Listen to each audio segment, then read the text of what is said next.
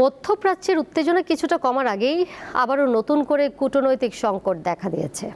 ইরানের অভিযোগ, তাদের দেওয়া 10 দফা প্রস্তাবের মধ্যে কিছু শর্ত এরই মধ্যে লঙ্ঘিত হয়েছে। এমন পরিস্থিতিতে পরস্পর বিরোধী বক্তব্য দিচ্ছে পক্ষগুলো, যা আসন্ন শান্তি আলোচনাকে প্রশ্নের মুখে ফেলেছে। যুদ্ধবিরতি মানেই চূড়ান্ত সমাপ্তি নয়। আপাতত 2 সপ্তাহে যুদ্ধবিরতি কার্যকরের বিষয়ে যুক্তরাষ্ট্র, ইসরায়েল ও ইরান একমত হয়েছে ঠিকই, কিন্তু এর শর্তাবলী ও ভবিষ্যৎ নিয়ে শুরু হয়েছে চরম ধোঁয়াশা। চুক্তির প্রতিটি শর্ত নিয়ে দেখা দিয়েছে মতভেদ, বিতর্ক। পরস্পর বিরোধী বক্তব্য দিচ্ছে পক্ষগুলো, যা আসন্ন শান্তি আলোচনাকে খাদের কিনারে ঠেলে দিয়েছে।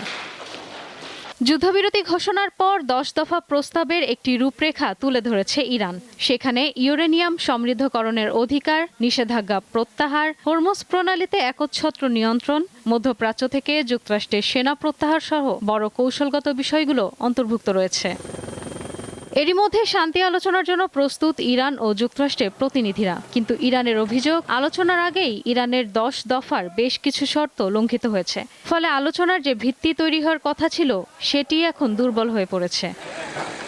পাকিস্তানের প্রধানমন্ত্রী শেহবাজ শরীফ মধ্যস্থতার সময় স্পষ্ট করে বলেছিলেন, লেবানন সহ সব অঞ্চলে যুদ্ধবিরতি কার্যকর করতে হবে, কিন্তু বাস্তবে সেই শর্ত মানা হয়নি। ইসরায়েল লেবাননে সামরিক অভিযান চালিয়ে যাওয়ায় এই শর্ত কার্যত ভেঙে গেছে বলে মনে করছে তেহরান।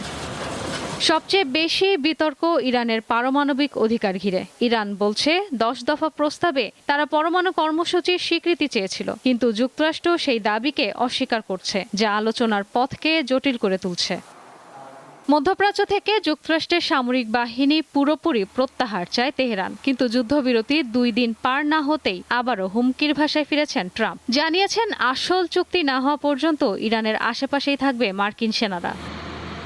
এদিকে ভবিষ্যতে আর হামলা না করার বিষয়ে যুক্তরাষ্ট্রের কাছে থেকে প্রতিশ্রুতি চাইছে ইরান। বিশ্লেষকরা বলছেন, ঐতিহাসিকভাবে শত্রু ভাবাপন্ন দেশগুলোর সঙ্গে এ ধরনের চিরস্থায়ী চুক্তি এড়িয়ে চলে ওয়াশিংটন। ফলে এ ধরনের প্রতিশ্রুতি পাওয়ার সম্ভাবনা ক্ষীণ। সব মিলিয়ে পরিস্থিতি আবারও অনিশ্চয়তার দিকে মোড় নিচ্ছে। যুদ্ধবিরতি ঘোষণার পর যে আশার সঞ্চার হয়েছিল, তা এখন আস্থার সংকটে আটকে গেছে। আর তাই শুক্রবার পাকিস্তানে আসন্ন আলোচনার দিকেই তাকিয়ে রয়েছে বিশ্ব। ইশরাত ঝুমা, দীপ্ত বার্তা কক্ষ।